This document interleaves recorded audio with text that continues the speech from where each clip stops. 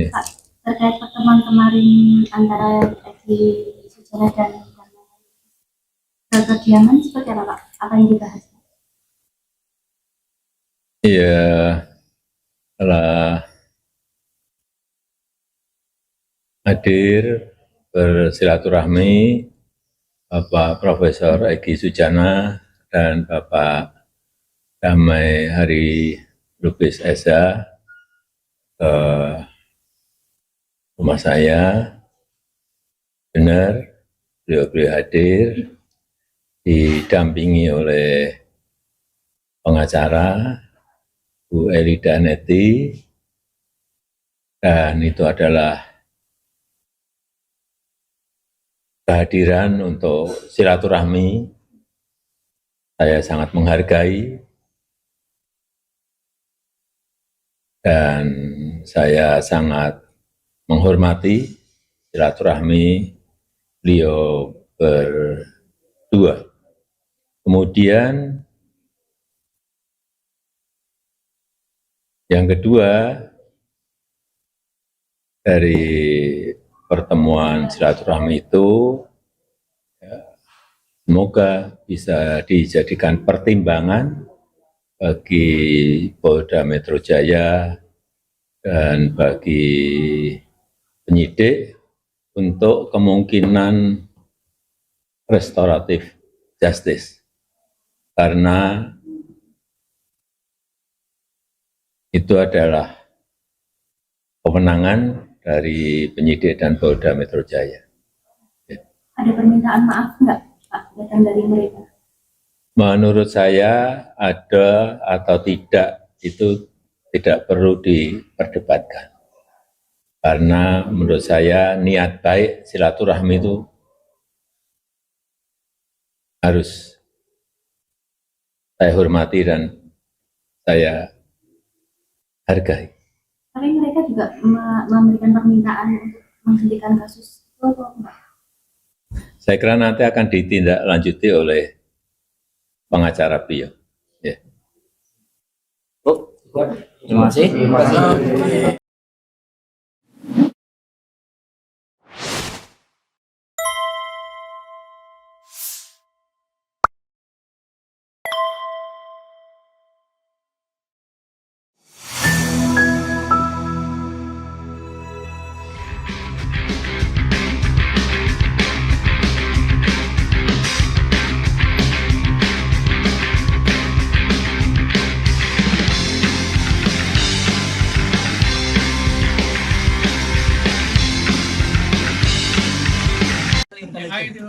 Ya gitu, jadi artinya kok bisa-bisanya foto semacam ini.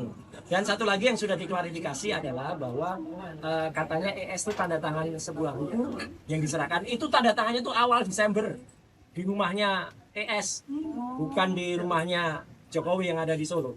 Jadi banyak sekali hal yang perlu kita klarifikasikan kepada yang bersangkutan. Saya makanya kemarin juga menulis bahwa sebaiknya dia klarifikasi sifatnya supaya isu berkembang, supaya isu tidak berkembang dan kemudian tidak ada bau-bau amis yang terdengar, termasuk soal adanya koper-koper sekian M dan lain sebagainya.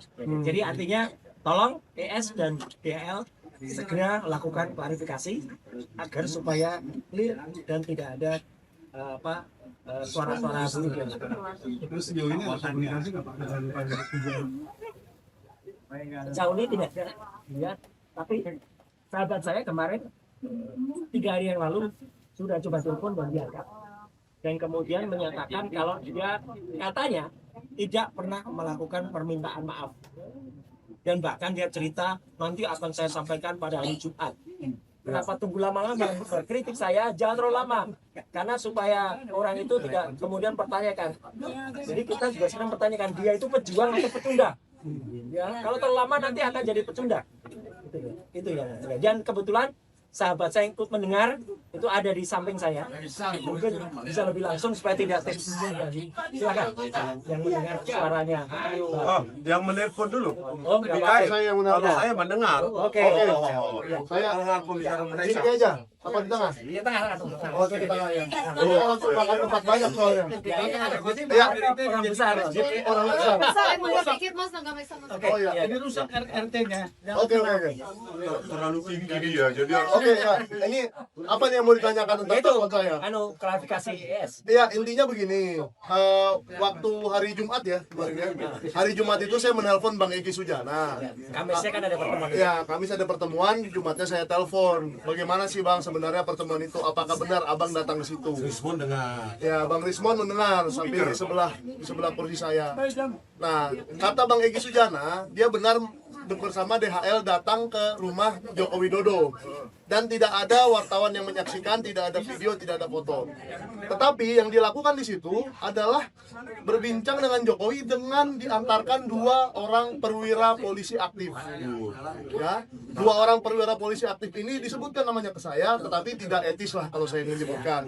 Biarlah nanti kepolisian yang mengklarifikasi apakah benar ada 2 polisi yang mengantarkan seorang terlapor menemui pelapor. Nah, 2 orang tuh, ada 2 orang. Tersangka ya, dia sudah tersangka sekarang. Nah, pertanyaannya yang kedua, apakah di situ ada permintaan maaf? Bang Egy Sujana mengatakan ke saya tidak ada permintaan maaf. Bahkan Bang Egy Sujana memberi nasihat kepada Joko Widodo untuk bagaimana caranya supaya perkara ini tidak membuat gaduh. Nah, apa yang dia katakan dalam nasihatnya itu juga bukan saya yang harus mengatakan, tetapi Bang Egy janji akan menyampaikan itu di hari Jumat. Amin. Menurut saya, kalau seandainya ada nasihat-nasihat seperti itu, ya Pak Joko Widodo seharusnya mendengar sajalah. Kira-kira kan ini sudah ada komunikasi dari Bang Egy, mungkin ada solusi yang bisa ditawarkan. Tetapi kalau soal pidana, itu kan Pak Jokowi yang bisa mencabut laporan tersebut, yang tersangkanya diantaranya ada di samping saya. Nah, mungkin kalau saya mengartikan Bang Egy Sujana itu menasihati soal itu, bagaimana misalnya mencabut perkara atau apa. Kalau soal satu lagi, ada yang laporan dia di Desember di TPUA, dan dia sebagai perwakilan TPUA di Desember 2024 melaporkan ke Barreskrim soal ijazah palsu. Nah, mungkin dia juga memberikan solusi untuk menyelesaikan perkara yang itu.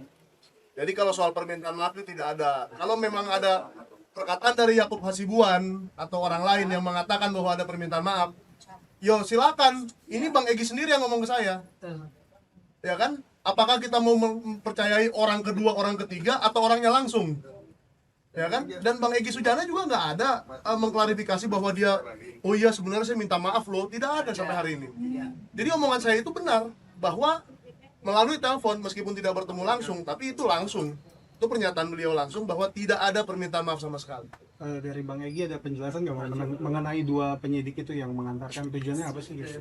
Oh, jelas dia katakan bahwa ada 2 orang, bukan 2 penyidik ya, 2 orang personel polisi aktif, perwira polisi aktif. Nah, tujuannya supaya menengahi lah mungkin, maksud saya menengahi, tetapi apakah itu etis dalam hal kepolisian gitu loh, yang kita permasalahkan di situ. Soal menengahi, bisa aja Yakub yang menengahi. Kenapa nggak Yakub yang menengahi? Ya kan, apakah Yakub kurang dipercaya oleh Egy atau gimana, saya nggak tahu ya. Dan yang saya sayangkan juga, Kompol Syarif yang ajudannya Pak Jokowi mengatakan bahwa di situ hanya ada 2 orang yang mengantar, Rejo, Darmizal, dan Rahmat. Padahal tidak begitu kejadiannya. Jadi ada 2 lagi personil polisi aktif. Kenapa harus berbohong gitu loh? Ya, Pak Syarif ini kenapa harus berbohong? Tolonglah Pak Syarif diperjelas. Karena kami tidak ada di situ. Pak Syarif mungkin ada di situ sehingga bisa menjelaskan. Itu sih. Kalau soal itu, silakan lanjutkan soal bukunya. Dari saya ya, pada saat percakapan itu dilakukan dengan speaker dan saya mendengar bahwa memang benar Bang Egy Sujana menyatakan lewat telepon tidak pernah meminta maaf kepada Pak Joko Widodo. Yang kedua, ada personel Polri, ya kan? Nah, kalau saya dengar ada inisial bla bla bla dan atasannya penyidik dan atasannya, saya kenal dua-dua itu karena yang memeriksa saya adalah mereka. Ya, jadi saya kenal. Nah, kalau ini bagian dari restoratif justice, kenapa diam-diam? Kenapa media tidak diundang, di apa ya, di invite. Dan bagaimana kok itu dilakukan di Solo, di ruang tertutup, jangan-jangan di dapur atau di mana ya kan? Kenapa nggak di Polda Metro Jaya? Ini perlu diklarifikasi oleh Kapolri. Meskipun harapan kami tipis ya dengan Kapolri sekarang ini ya.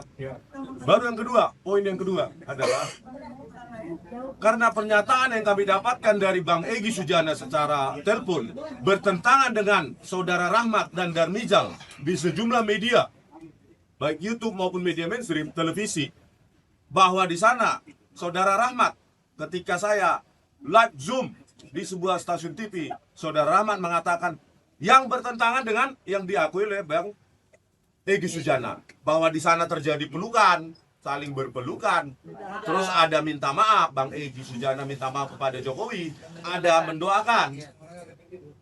Nah sekarang itu menjadi tugas Bang Egy Sujana dan Bang DHL untuk mengklarifikasi. Bantahlah pernyataan Rahmat dan Darmizal, atau diamlah selamanya. Jangan salahkan publik, jangan bermain kartu playing victim, bermain seolah-olah korban, terus menyalahkan publik. Mana itu? Buktikan ada foto koper, uang berkoper-koper. Ya kan yang tahu cuma kalian. Bantah gitu loh. Bantah bahwa tidak ada keterlibatan uang, tidak ada keterlibatan transaksional lainnya. Bantah. Ya tugas kita ya cuma penonton sekarang. Ya kan? Konsistensi, perjuangan atau inkonsistensi, dan berada di seberang kita saat ini. Jawab sekarang juga. Terima kasih. Ya, sebelum terlibat, saya ingin tambahkan sedikit aja. Ya, jadi saya juga sudah menganalisis ada tayangan yang beredar di TikTok yang mengatakan Egy Sujana tidak pernah meminta maaf, dan tayangan ini memang dibuat 1-2 hari yang lalu ya. Setelah saya cek, ini menjelaskan tentang video Egy Sujana dengan berkopiah putih itu menandatangani buku. Dan menandatangani buku itu ada di rumah dia, bukan di tempatnya Jokowi. Rumahnya Bang Pak Egy Sujana itu ditunjukkan dengan ada yang gambar di belakang.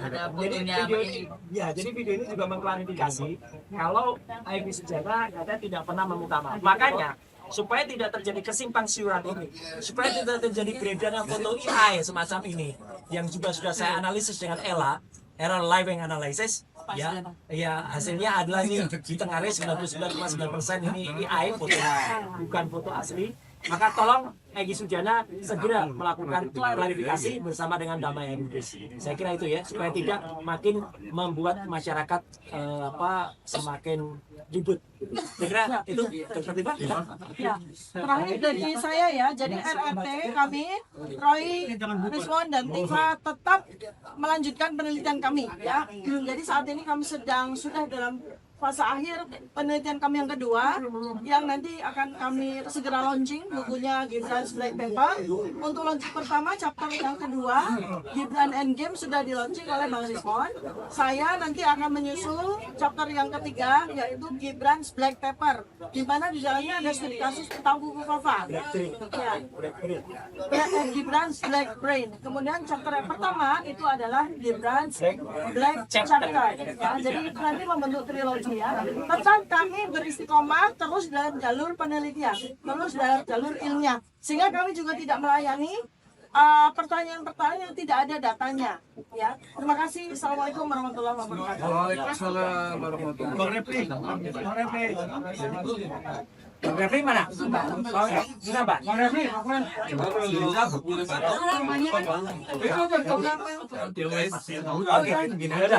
Terima kasih ya. Yang kesini kok ganti linknya. Ya, aku tadi malah lihat Mbak Ana udah ya. Tadinya saya supaya menghindari sawah sangka. Sawah sangka dari publik, sawah sangka dari media, tim dan segala macam. Sebaiknya memang harus diklarifikasi karena mungkin sama Bang ini dan BTHS. Jadi dia tidak mewakili TPU, Bang? Tidak ya? Sama sekali tidak ada konfirmasi kepada saya sebagai sekjen, termasuk juga kepada wakil ketua Rizal Fadila dan kepada Kurnia. Bayangkan aja, saya hanya dan termasuk wakilnya si Rustam. Saya hanya membayangkan ini mereka ini ya Rustam, Rizal Fadila dan Kurnia angka perjuangan ada luar biasa. PPU itu ya tidak tersangka hanya di jadi seharusnya ada rasa gitu ya disampaikan didahului gitu. Ada rasa yang harusnya didahului bahwa rasa kemanusiaan itu penting. Jadi kalau ditinggalkan supaya ini tinggal mereka dari TPUA ya kalian sendiri yang berjalan. Kira-kira Bang, secara organisasi TPUA, apakah akan ada sanksi dijatuhkan kepada Egy Sujana dan DHL setelah bertindak sendiri seperti ini? Kalau mau sanksi kita serahkan ke Organisasi tidak ya? tidak sana, tapi biarlah publik yang jauh lebih luas daripada kita. Tapi kita memang ada rencana pada ini untuk komprehensif itu soal masalah. Soalnya kan publik sudah beranggapan bahwa TPUA secara organisasi berdamai. Gitu Bang. Jadi harus Yang jelas, diluruskan. ya, saya luruskan. Yang jelas 3 orang tersangka itu tidak ada bahasa damai. Hanya aja. Saya sudah bicara sama Kurnia, Mbak Kurnia, sama Rizal Fadila dari Rustam. Jalan aja. Saya tidak merasa berdamai. Saya bilang gitu. Kalau itu sepihak, ya berarti kan bagi Egy sama DHL. Cuma saya menyayatkan aja, tokoh senior ini kenapa melakukan begitu? Itu kan sudah cermin tidak memberikan contoh yang baik. Hanya itu aja. Jadi tidak memberikan etika akhlak yang benar. Seharusnya bagaimana ya kalau merasa dia ini namanya dia tim bela belakang ya harusnya mencoba ya. Dari saya sekian ada wakil sekian aktif, artinya dikomunikasikan saja kalau sarapan saya kemudian biasa tapi karena itu nggak ada ya bagaimana ya yang nanggung ya 2 orang cuma klarifikasi. Para sederhana dengan apa Habib Rizik itu IBHR-nya DHL seringkali mengkaitkannya itu di mana Bang setelah saya kira Rizik membesar kita mengetahui. Kita serahkan kepada Habib Rizik. Dia kan apakah pembina tertinggi yang tertinggi di TPU ya bagaimana gantung imam besar saya tidak bisa mendahului. Kalau dianggap sebagai imam besar bagi kita saya DHL Jokowi ya enggak. Tapi kalau dianggap wah ini kok begini marah saya itu jangan ditolak. Bagi saya secara pribadi tidak masuk di neraka. Silahkan saja kalian mendapatkan apa dan apa kita tidak dalam kapasitas dan kalau yang saya diwawancara Ibu Yati ada selintingan saya boleh ditimbulkan siapa sampai sekarang belum jelas ketika ditambah lagi Aka Wajinuddin pernah bilang ya salah ya nah artinya Mbak itu kabar burung lah ingat ya kebenarannya gitu tapi yang jelas harusnya bagi melibatkan semua bisa kecuali TPUA itu cuma 2 orang misalnya bagi sama ya udah nggak perlu saya tapi saya kan dikejar wartawan media ditanya sama ditanya di sini, bukan cuma dari Jakarta, dari mana-mana. Jadi saya benar merawat aja. Oke, saya kira itu aja. Terima kasih. Assalamualaikum warahmatullahi Lu itu bayang gula yang Yan. Udah.